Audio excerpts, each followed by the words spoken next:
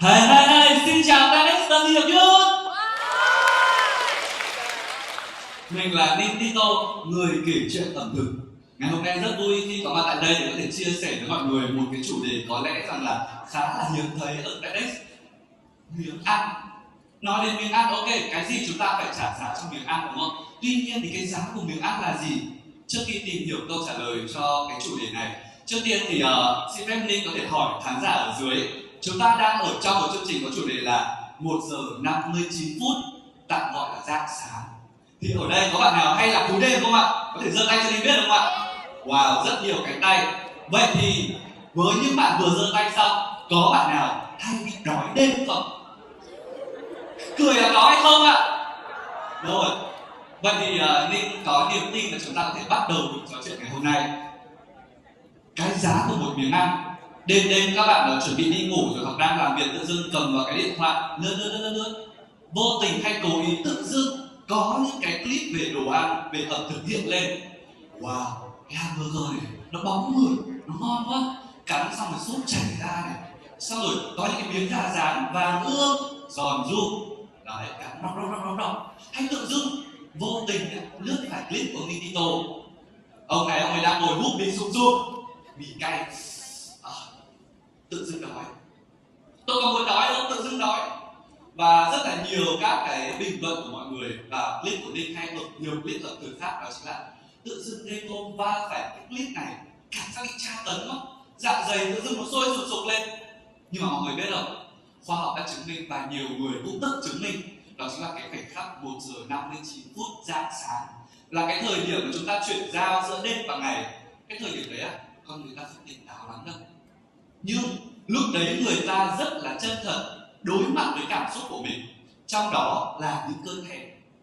Ok, có rất nhiều người sẽ có cơn thèm đến từ dạ dày đúng không? Chúng ta đói. Ngày xưa Ninh cũng thế, xem được clip là đói mà tự dưng nửa đêm đến từ hôm để học cũng đói. Nhưng những năm gần đây, cái cơn đói đó nó không đến từ dạ dày của Ninh nữa, nó đến từ ký ức. Tại sao?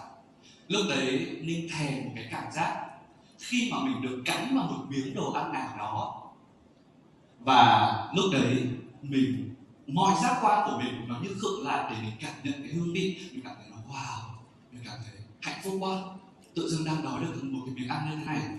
Nhưng Ninh không còn nhớ lần cuối cùng mình được ăn một cái miếng ăn nó tạo cho mình cái cảm giác đó là khi nào. Khi đấy mình đang ăn với người nào, trong một cái bối cảnh như thế nào. Tự dưng nó cứ mơ hồ nên là mình mới thèm cái cảm giác đó. Và thực sự phải chia sẻ với mọi người rằng là nó áp lực cực kỳ luôn khi mà mình làm cái nghề này. Đói lúc này nó không còn là một cái cảm giác để ăn nữa, mà lúc này tự dưng trong đầu mình lại xuất hiện ra một cái câu hỏi là mình đang ăn để sống, để cảm nhận cho mình, hay mình đang ăn cho người khác xem. Trước khi mà Ninh làm nghề về ẩm thực, Ninh có rất là nhiều những kỷ niệm về đồ ăn. Ngày bé khi mà Ninh tan học ở cổng trường, ngày xưa là cổng trường và không có nhiều đồ ăn vặt đâu, thì nem chua rán là một cái thần tượng, là một cái điều gì đó rất là đặc biệt của mình thời điểm đó, vì mình không có tiền để mua.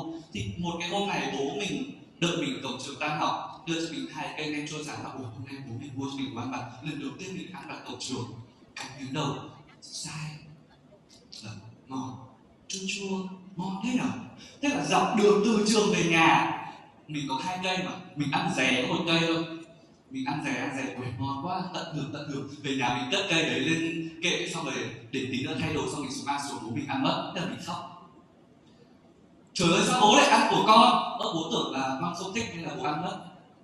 Đấy là cảm giác đầu tiên mình cảm giác hạnh phúc khi mà mình được ăn vặt. Rồi lâu sau đó, lần đầu tiên mình được ăn một cái món mà mình cũng cảm thấy hạnh phúc là mình được ăn cơm tấm Sài Gòn ở Sài Gòn. Chưa bao giờ mình nghĩ rằng là ai mà đi ăn cơm tấm vào buổi sáng, sao mình ngồi mưa một hàng vỉa hè, mà tại sao cái nước mắm ngọt kẹo nó lại quyện vào cùng với cái thịt nướng thơm ngon thế nào? Tại sao cái bì, cái chả trứng nó ngon thế nào? Lúc đấy mình cảm thấy đỉnh chóp luôn.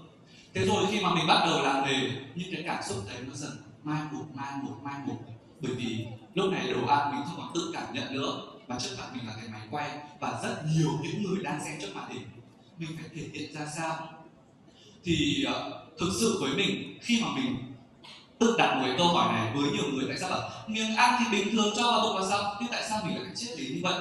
Vì với một người mà đã 10 năm làm trong ngành ẩm thực thì mình thấy rằng là thực sự đấy là một sự tỉnh thức sau giấc ngủ đông.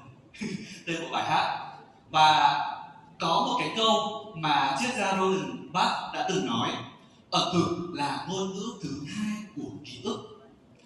Tạm hiểu nôm na cái câu này nghĩa là chúng ta đã thử qua rất nhiều hương vị, chúng ta thử qua rất nhiều món ăn, nhưng đến bất chợt một ngày các bạn không còn nhớ cái cảm giác hạnh phúc khi mình được ăn một cái món ăn nó như thế nào, mình đã từng ăn món gì, bây giờ mình thèm cái gì nhỉ, tự dưng mình không nhớ đến cái hương vị đó nữa, thì có thể lúc đó các bạn đang bỏ quên một phần ký ức nào đó về con người của mình trong quá khứ. Ở đây ngày hôm nay khi mà đứng ở trên đây, lúc đầu mình đã chuẩn bị một cái bài rất là dài để có thể chia sẻ, nhưng lên đây tự dưng khi mà chia sẻ xong cái ký ức nó ùa về và mình cảm thấy rất là đặc biệt vì mình đang nói ra cái tiếng lòng của mình mà 10 năm nay nó đã thay đổi ở một khúc nào đó mình không biết được. Và bây giờ thì mình sẽ kể cho các bạn về hành trình của mình một xíu thật là nhanh để mọi người biết là tại sao có một cậu bé 30 tuổi với một hành trình 10 năm làm ẩm thực đang đứng đây chia sẻ với mọi người như thế nào. Cách đây 10 năm thì mạng xã hội lúc đấy chưa có gì gọi là về food reviewer, food blogger hay là một cái gì ở Việt Nam các khái niệm influencer lúc đấy chưa có. Thì Ninh bắt đầu sự nghiệp của mình không phải là từ việc đi quay clip mà từ những bức ảnh như thế này. Trên thế giới 2015, 2016 một trào lưu là Flash Day, thì là chúng ta sẽ cầm những cái điện thoại và chụp ảnh top down với một cái mặt sáng song song. Nhiệm vụ của mình là bày làm sao cho đẹp. Thì Ninh nổi tiếng một chút, được khán giả biết đến một chút là nhờ những bức hình như thế này. Và sau đó từ những bức hình thế này mình bắt đầu viết lên Facebook fanpage của mình có những bài cả 1000 từ, mà tại sao lúc đấy chắc là tại vì ít người làm quá, ít người biết về ẩm thực, về những cái trào lưu quá, nên là cái thời điểm mà năm 2015, 2016 Facebook và Instagram của mình rất là nhiều người biết tới. 2019 thật ra là mình bắt đầu làm YouTube từ 2017, nhưng 2019 thì mới là cái thời điểm mà mọi người xem YouTube khá là nhiều, thì thời điểm đấy bắt đầu dịch, mọi người ở nhà mọi người xem, và dần dần 2022 là TikTok là nổi trội hơn sau đợt dịch. 2025 chưa biết, bây giờ Thread City đang quá nổi, nhưng đấy có phải nền tảng phù với mình không? Hay đến cuối năm nay lại có một nền tảng khác, một cái kiểu định dạng khác thì mình cũng không biết nữa. Nhưng trải qua thời gian 10 năm như vậy, bây giờ miếng ăn với Ninh không chỉ còn là cho vào miệng để no, mà lúc này miếng ăn là sản phẩm. Và tất cả những clip mình chia sẻ về sản phẩm, về miếng ăn đó là clip giới thiệu sản phẩm. Đây là gì ạ? Tôi kiếm tiền từ nghề đó. Ninh kiếm tiền hiện tại 10 năm nay Ninh kiếm tiền từ ẩm thực, nên là làm miếng ăn lúc này không phải để ngon nữa. Và cái góc nhìn của Ninh khi mà làm về đồ ăn có thể sẽ giống với nhiều bạn ở dưới này là để kiếm tiền. Thì lúc đấy mình phải bị chạy theo thị trường. Tại vì là các bạn biết đấy, từ YouTube sang đến TikTok là một cái sự thay đổi rất lớn mà mình cứ bị cuốn theo, chạy theo. Tôi phải là người check in quán đấy đầu tiên để tôi set the trend, tôi tạo ra những cái trào lưu. Tôi phải là người có nhiều clip nhất, đều nhất, phải là số 1 trên thị trường này chẳng hạn. Tất cả những cái áp lực đấy nó cứ ở trong đầu khiến mình bị cuốn theo, và mình không bao giờ ngại công nhận rằng mình là một người đã từng bị thương mại hóa trong một thời gian khá là dài. Chính là cái thời điểm 2019. Thời điểm đấy cũng có rất là nhiều ý kiến trái chiều và mình cứ bị cuốn theo. Chắc chắn là ở đây thì có nhiều bạn trẻ, có nhiều người đã sống qua cái giai đoạn đấy để biết được là thị trường nó thay đổi như thế nào. Thì lúc này mình mới nhìn nhận lại, ủa, thế mình có sai không nhỉ? Mình có sai khi bị thương mại hóa không nhỉ? Mấy năm gần đây các bạn có thể thấy đấy, là cái gì phát triển nhanh quá mà không có sự chuẩn bị thì nó cứ bị cuốn theo và chắc chắn là sẽ có hệ lụy. Nên cũng vậy. Nhưng mình có sai không? Một phần mình vẫn đúng. Tại vì sao? Mình có tầm ảnh hưởng một chút xíu trong cộng đồng, nhưng cái bài post của mình có nhiều người biết tới, thì vô tình là những cái quán ăn, những địa điểm đó được viral hơn, được nhiều người biết tới hơn.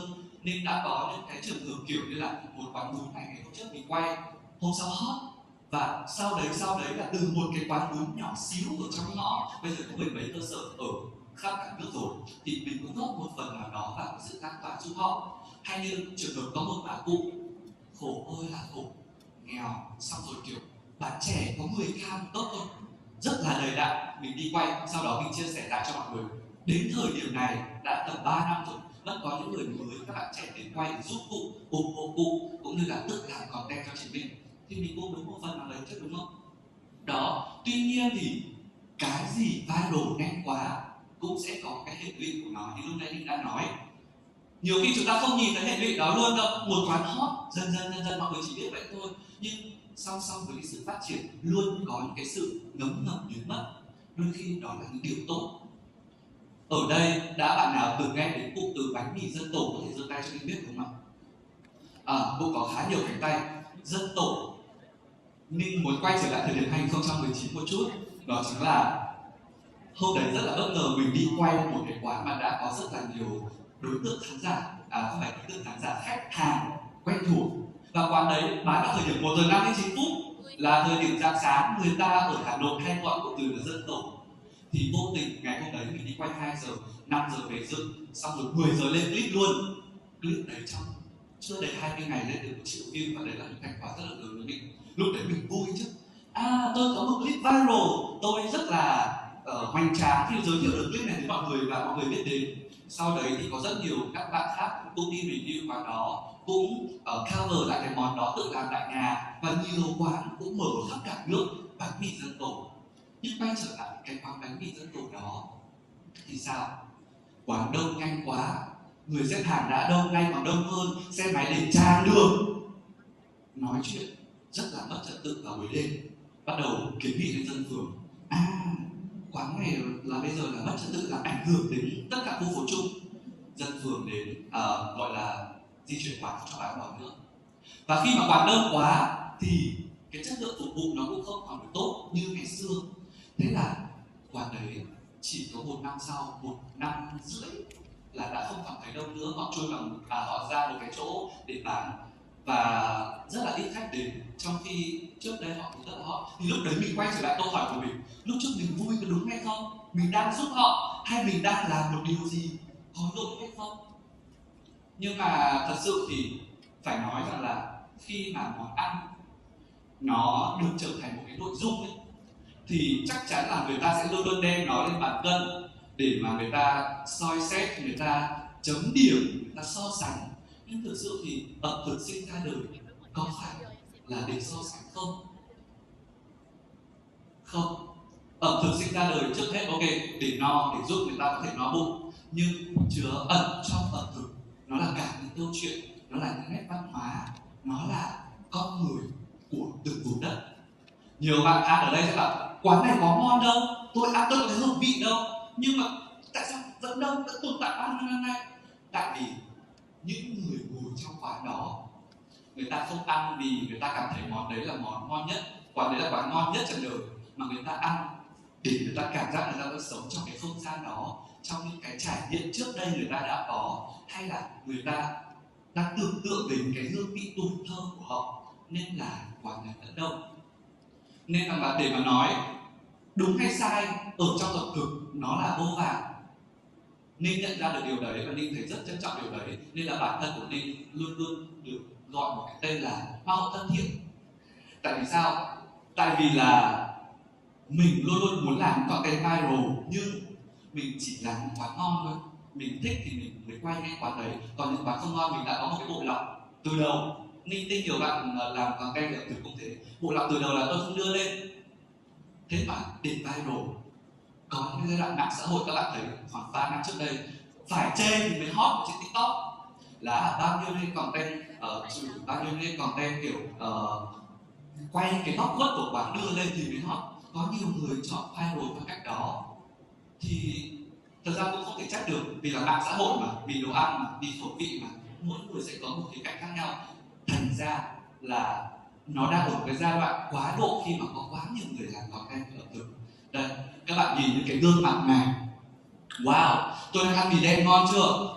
Tôi đang ăn gà ngon chưa? Đang ăn bánh ngon chưa? Nhưng liệu đây là ngon thật? Hay là Ninh đang diễn? Hay là Ninh đang diễn? Hay là nhiều bạn khác cũng đang diễn giống Ninh? Với Ninh nhá, ngày hôm nay mình chia sẻ câu chuyện cá nhân, hy vọng rằng là có những bạn sẽ gặp được những cái trường hợp tương tự đồng cảm một chút, và chính là Khi mà mình ăn trước đây, mình khen một cái từ ngon quá là mình thấy nó ngon thật. Bát xôi này ngon, chả cá ngon quá, bún ốc Hà Nội ngon tuyệt đỉnh, bún đậu ở đây này. Nhưng mà khi mà Ninh làm YouTube, Ninh làm TikTok thì content nó phải có đều đặn, hàng tuần, hàng ngày. Mình phải ăn rất nhiều. Có những thời điểm một ngày mình đi ăn 15 đến 20 quán, đến thời điểm bây giờ vẫn như thế, để mình có được một cái content tốt tuôn hấp dẫn. Tự dưng mình thấy cái từ ngon quá mình thốt ra từ miệng mình ấy, nó cứ giả chân kiểu gì ấy. Nó như một cái thói quen ấy. Nhiều khi ấy, cho vào miệng vừa cảm nhận được cái lớp sốt thôi, còn chưa nghe vào miếng thịt, ui ngon đấy nhở.